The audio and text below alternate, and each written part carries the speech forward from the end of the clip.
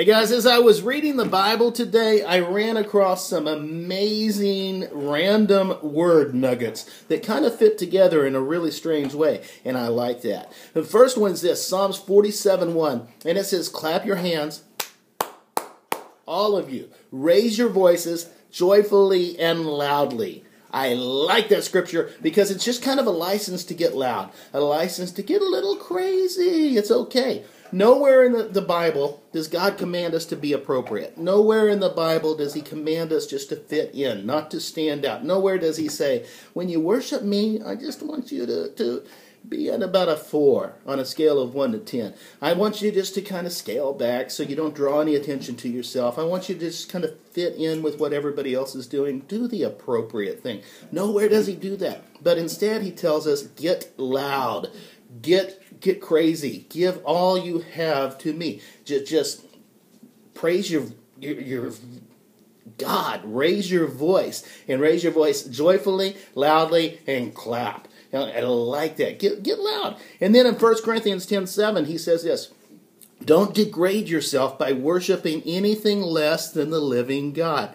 We upgrade ourselves by plugging into our purpose. We upgrade ourselves by worshiping the living God. We degrade ourselves by not worshiping him, by worshiping anything other than the living God. When we do that, we're not living out our purpose in life. We were all created to worship, and we're all created to worship something. Deep inside of our heart, there's a cry just to worship something.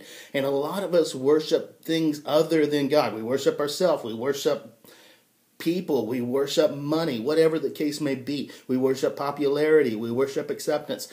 But anything less than worshiping the living, one and only, incredibly amazing God is degrading ourselves. When we worship God, when we plug into that, that's when we start living out the upgrade. That's when we find what we were born to do, and we're born to do it loudly. So find your voice, find your place. Your place is to worship God with all your heart. Then in 1 Corinthians 10:24, it says this, we should stop looking out for our own interest and instead focus on the people living and breathing around us.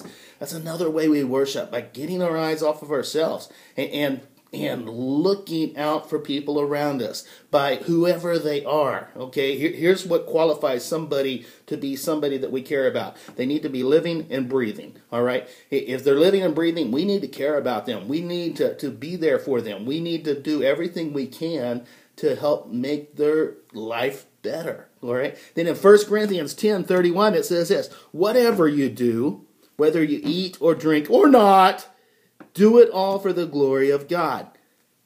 I like that. Whatever you do, whether you eat or drink or just not, whether you're just not, bring your not to God. Do your not for the glory of God. Eat for God. Drink for God. Whatever you do it as an act of worship to the living God. Then you upgrade your life. And do it in full volume. Get loud.